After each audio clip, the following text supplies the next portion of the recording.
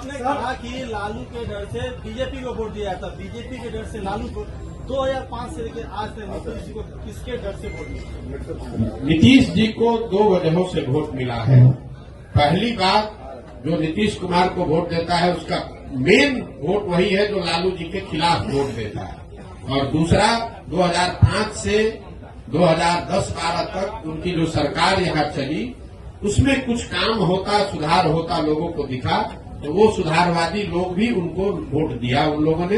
लेकिन 2014 के बाद से नीतीश जी के राज में सुशासन का वो चीज देखने को नहीं मिला।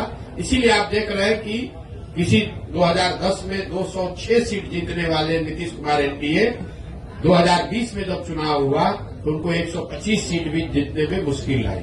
तो सिर्फ जाति के आधार पर वोट नहीं है। अगर सिर्फ जाति के आधार पर वोट होता तो जो एनडीए चुनाव लड़ी थी 2010 में, वही एनडीए चुनाव लड़ी 2020 में, तो फिर उनका 206 से घट के 120 कैसे हो गया? यही बात तो हम आपको बता रहे हैं। लेकिन नीतीश कुमार की जो पूरी राजनीति है, जो उनका वोटर है, वो लालू विरोध पर, लालू जी के जंगल राज के विरोध पर ही खड़ी रही है। उसमें एडिशन जैसे जैसे वो आगे बढ़े तो कुछ और लोग जुड़े होंगे, लेकिन मूल वोट जो उनका है वो लालू विरोध का वोट है। जो लालू से डरता है या लालू जी को नहीं चाहता है वो नीतीश जी को वोट पहले करता रहा है। जदयू की राष्ट्रीय कार्यकारिणी की बैठक होने जा रही है जी, जदयू की राष्ट्रीय कार्यकारिणी की बैठक होने जा रही है और संभावना जताई जा रही है कि नीतीश कुमार फिर से पलटी मार सकते हैं। इस पर क्या प्रतिक्रिया? देखिए, नीतीश कुमार के राजनीतिक जीवन का ये अंतिम दौर चल रहा है, राजनीतिक कार्य का ये अंतिम दौर चल रहा है। नीतीश कुमार को खुद नहीं मालूम है कि वो कहाँ हैं और कहाँ रहेंगे। इतना मैं जरूर कह सकता हूँ कि लोकसभा से पहले अब उनके पास कोई विकल्प नहीं है। उनको चुनाव तो महागठबंधन में ही लड़ना पड़ेगा। इसलिए नहीं कि वो पलटी मारना नहीं चाहते हैं, इसलिए कि अगर पलटी मारेंगे भी तो कोई लेने वाला भी तो होना चाहिए। अब आज के तारीख में उनको कोई लेने वाला भी नहीं बचा है। नीतीश कुमार राजनेता के तौर पर और जदयू दल के तौर पर अब बहुत बड़ा बोझ हो गया है। जो उसको उठाने का कोशिश करेगा वो भी उस बोझ के तहत नीचे दब के मर जाएगा। जहां तक आपने कहा राष्ट्रीय कार्यकारिणी की बात, तो नीतीश कुमार का अपना तरीका है। वो ताश के पत्तों की तरह नेताओं को अपने पार्टी में ऊपर नीचे करते रहते हैं। और यही वजह है कि 18 साल से मुख्यमंत्री रहने के बावजूद उन्होंने अपनी पार्टी में कभी कोई एस्टेब्लिश्ड ऑर्गेनाइजेशन या कोई सेकेंड लाइन लीडरशिप बनाया ही नहीं।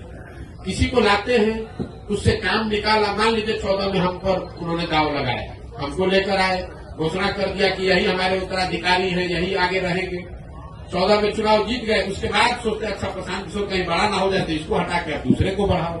इस चीज का मलाल है सर? बिल्कुल मलाल नहीं है। आप हमको नहीं जानते। हम जीवन में वो लोग नहीं है जो किसी निर्णय पर मलाल करें। हमारे माता पिता और हमारे गुरुओं ने सिखाया है कि जीवन में जो आप काम करते हैं उसके अगर उसमें आपको कुछ गलती हो जाए तो उससे 2 रास्ते आपके पास है। एक, आप अपने निर्णय और अनुभव के आधार पर सीख सकते हैं, सीख कर आगे जीवन में गलती न करें ये कर सकते हैं, या उसका मलाल कर सकते हैं। हम मलाल करने वाले लोग नहीं हैं। एक बार नीतीश कुमार ने अगर धोखा किया, उसके बाद नीतीश कुमार चाहे 20 बार हमारे पास आ गए, कितनी बार बात कर ली, कितने संदेश भेजवा दिए, हमने कह दिया कि अब फिर सियार सर्कुल के नीचे नहीं जाएंगे। हमको चाहे 1 बरस लगे कि 10 बरस लगे, अब नीतीश कुमार के साथ जाने का कोई सवाल नहीं है। नीतीश कुमार जब महागठबंधन बनाए, इस बार आपको पता चला जब बनाए तब हमको आकर मार्च में 6 महीना पहले आकर सबसे पहले हम ही से सलाह किया कि भाई हम महागठबंधन बनाना चाहते हैं, आप इधर आ जाइए। आप तो भाजपा के खिलाफ हमारी मदद करना चाहते थे।